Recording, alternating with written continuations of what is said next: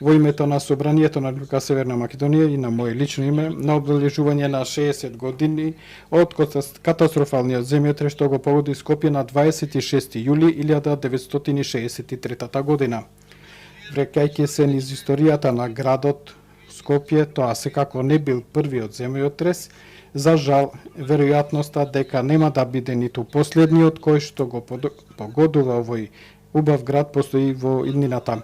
Почнал во 5 часот и 17 минути, а продолжил со помали потреси се до 5 часот и 45 минути и тие биле најстрашните и најболните 26 минути, почитувани присутни.